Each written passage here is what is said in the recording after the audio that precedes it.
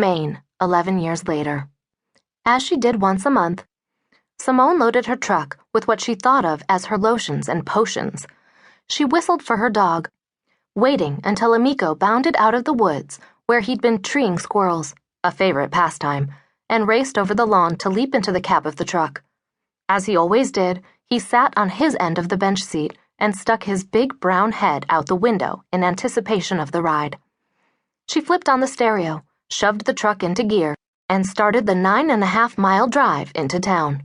The distance was deliberate, not too far from town for her own convenience, and not too close for her own preference, just as the town of Eden Springs was a deliberate choice.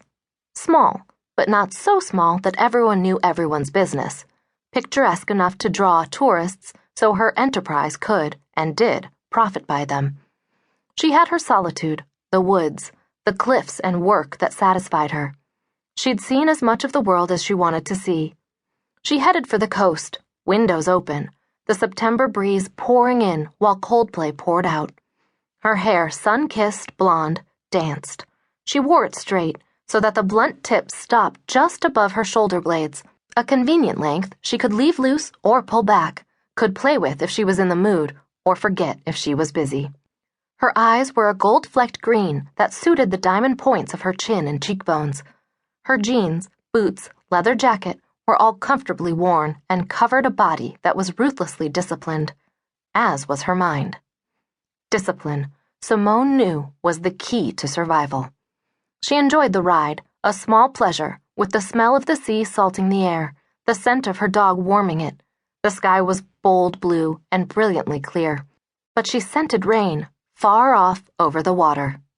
It would come by moonrise. Houses grew more plentiful and closer together as she passed the halfway point between her place and town. Charming Cape Cods, tidy ranchers, old-fashioned salt boxes. People were starting to spread out, edging closer to her isolation. Nothing to be done about it. She checked her watch. She had an appointment at the vet's, a little detail she was keeping from Amico as long as possible. But there was plenty of time to make the delivery deal with whatever needed her attention before walking Amico down to the office for his exam and shots. Traffic thickened, such as it was. Beside her, Amico let out a little yip of joy.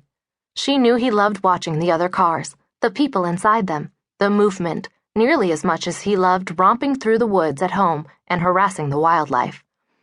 She turned down a side street, then another, easing down the narrow roads before turning into the miserly back lot of her little store.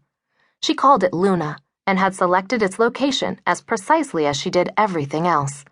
This part of town boasted plenty of pedestrian traffic, local and tourist. She was deliberately early, before either her manager or her part-time clerk would arrive.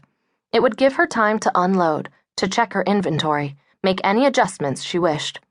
After she parked, she let Amico out, gave him the command to sit and stay.